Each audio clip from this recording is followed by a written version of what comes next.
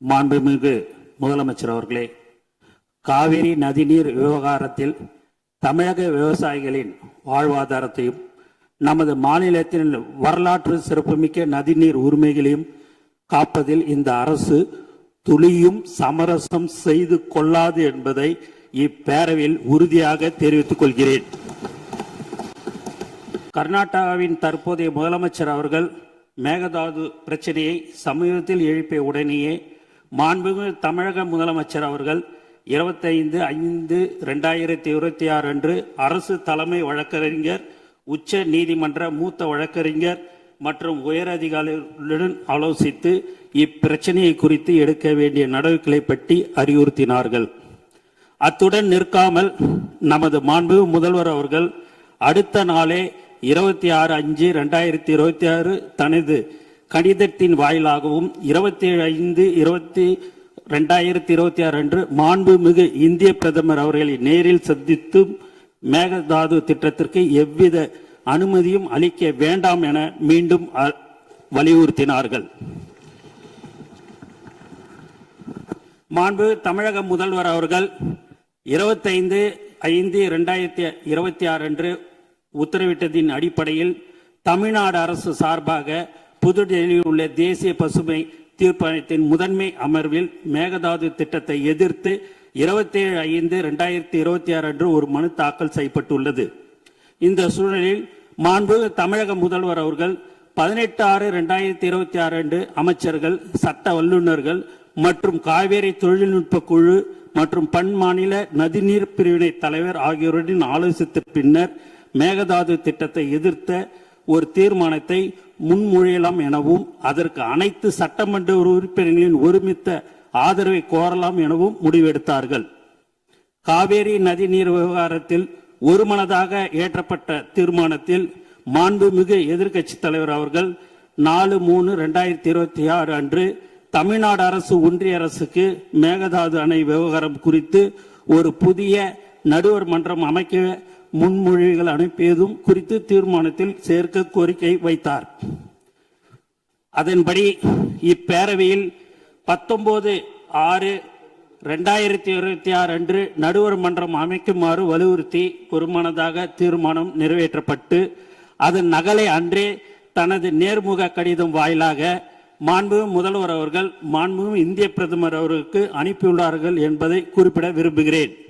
இவ்வாறு தமிழர் நலன் கருதி இந்த அரசு மாண்புமிகு முதல்வர் அவர்களின் ஆலோசனைப்படியும் மேகதாது திட்டத்தை முறியடிக்க அனைத்து நடவடிக்கைகளும்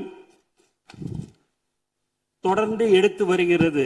ஆனால் சிலர் நடுவர் மன்றம் அமைக்குமாறு கோருவது சரியான அணுகுமுறை அல்ல என கருதுகின்றனர். சில தரப்பினர் பரப்பி வரும் தவறான புரிதலுக்கு முற்றுப்புள்ளி வைக்கும் வகையில் நமது அரசின் நேர்த்தியான அணுகுமுறை பற்றி இந்த மாமன்றத்தில் தெளிவுபடுத்த விரும்புகிறேன். கடந்த நவம்பர் 13/2025 அன்று மேகதாதுக்கு எதிராக நாம் தொடர்ந்த வழக்குகளை உச்ச நீதிமன்றம் மேகதாது அணை திட்டம் ஆரம்ப நிலையில் தான் உள்ளது என கூறி தள்ளுபடி செய்தது. அந்த தீர்ப்பின் பேரா 29 மாநிலங்கள் தங்களுக்கு ஒதுக்கப்பட்ட தண்ணீரை எப்படி வேண்டுமானாலும் பயன்படுத்தலாம் என நீதிமன்றம் குறிப்பிட்டது. இதை தங்களுக்கு சாதகமாக பயன்படுத்தி கர்நாடகாவோ அல்லது கேரளாவோ தன்னிச்சையாக புதிய அனுமதிக்கப்படாத திட்டங்களை கையில் எடுத்துவிடக்கூடாது என்பதில் நாம் உறுதியாக இருந்தோம். டிசம்பர் 2025 ஒன்றிய அரசு தன்னிச்சையாக காவேரி நீர்வள திட்டங்களை மதிப்பீடு செய்வதற்கான வழிகாட்டுதலை வெளியிட்டது.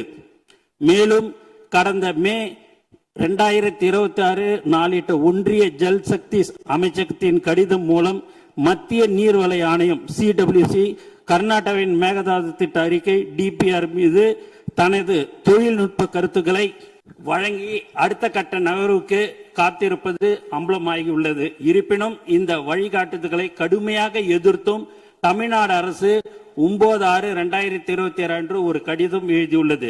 இந்த சூழ்நிலையின் தீர்வை கருத்தில் கொண்டு ஏற்கனவே குறிப்பிட்டவாறு நமது மாண்புமிகு முதலமைச்சர் அவர்கள் அண்மையில் 27/5/2026 மாண்புமிகு இந்திய பிரதமர் அவர்களை நேரில் சந்தித்து மேகதாது அணை விவகாரம் குறித்த தமிழ்நாட்டின் நியாயமான கவலைகளை குறிப்பிட்டு கோரிக்கை மனு சமர்ப்பித்துள்ளார்கள். தமிழ்நாட்டின் ஒப்புதல் இல்லாமலும் நடுவர் மன்ற தீர்ப்புக்கு முரணாகவும் மேகதாது பகுதியில் எந்த ஒரு கட்டுமான பணிகளும் அனுமதிக்க கூடாது என்று அக்கோரிக்கையில் மிகவும் வலியுறுத்தி கேட்டுக்கொள்ளப்பட்டுள்ளது. 2018 உச்ச நீதிமன்ற தீர்ப்பின் மூலம் தமிழ்நாட்டிற்கு உறுதி செய்யப்பட்ட 50% நம்பகத்தன்மை கொண்ட 740 TMC தண்ணீர் பங்கீட்டை எந்த ஒரு புதிய நடுவர் மன்றமும் மாற்ற முடியாது.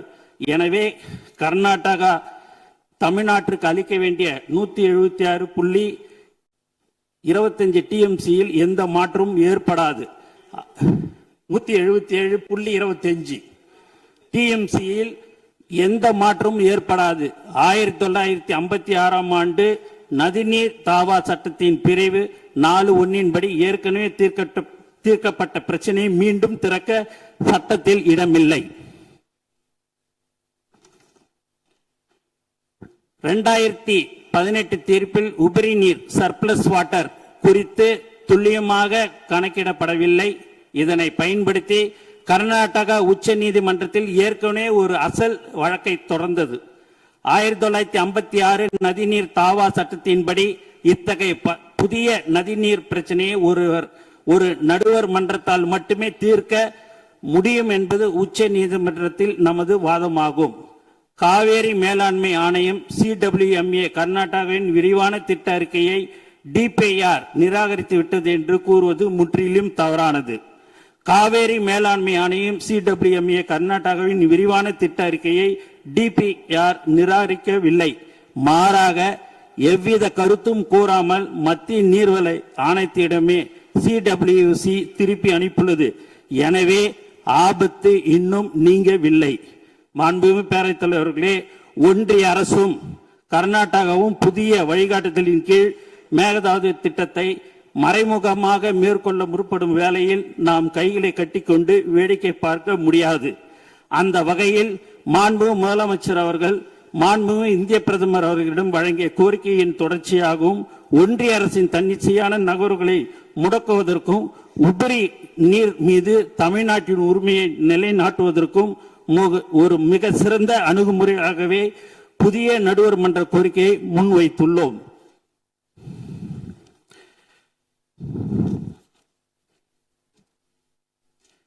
புதிய நடுவர் மன்றம் அமைவதால் தமிழ்நாட்டிற்கு எந்தவித பாதிப்பும் ஏற்படாது என்பதை இப்பேரவைக்கு மிக உறுதியுடன் தெரிவித்துக் கொள்கிறேன். நன்றி. மாண்புமிகு நோ கிளாரிபிகேஷன். மாண்புமிகு அமைச்சர் அவர்கள் பேசுகிற போது 117.25 என்று சொன்னால் 117.25 என்று எடுத்துக்கொள்ள வேண்டும். 25க்கு பதில் 177.25 என்று சொல்ல வேண்டும். 25 அதை அப்படி எடுத்துக்கொள்ளலாம்.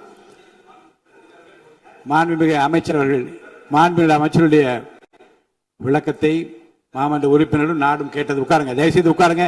இடையில அனுமதிக்க முடியாது. தயவுசெய்து உட்காருங்க, தயவுசெய்து உட்காருங்க, அமைதியை உட்காருங்க. இந்த மேகதாது பிரச்சனையை பற்றி பாரதிய ஜனதா கட்சி உட்பட அவையில் உள்ள அனைத்து கட்சிகளும் ஏகமனதாக ஒரு தீர்மானத்தை நிறைவேற்றி இருக்கிறோம். அதில் எந்த விதமான ஆட்சேபனை இல்லாமல், எதிர்கருத்து இல்லாமல் எல்லா கட்சிகளும் ஏற்றுக்கொண்டு ஒப்புதல் அளித்து ஆம் ஏற்போரே அதிகம் என்று கருதுகிறேன், ஏற்போரே அதிகம், மறுப்போர் இல்லை என்று ஏகமனதாக சொல்லிய பிறகு இனி இந்த மாமன்றத்தில் அந்த தீர்மான மேகதாது பற்றி பேசுவதற்கு நான் அனுமதிக்க மாட்டேன். மற்ற விஷயங்களை பற்றி மட்டும்தான் பேச முடியும். அதை நான் உறுதியாக சொல்கிறேன். மேகதாது பிரச்சனைக்கு ஏகமனதாக தீர்மானம் நிறைவேற்றப்பட்டு ஒப்புதல் அளிக்கப்பட்ட பிறகு அதை பற்றி பேசுவதற்கு இனி அனுமதி இல்லை. இன்று 11 மாமன்ற உறுப்பினர் பேச இருக்கிறார்கள். இன்று மாண்புமிகு எதிர்க்கட்சி தலைவர்கள் பேசவிருப்பதால் பேசுகின்ற உறுப்பினர்கள் 10 நிமிடங்களுக்குள் தங்கள் உரையை முடிக்க வேண்டும் என அன்புடன் கேட்டுக்கொள்கிறேன்.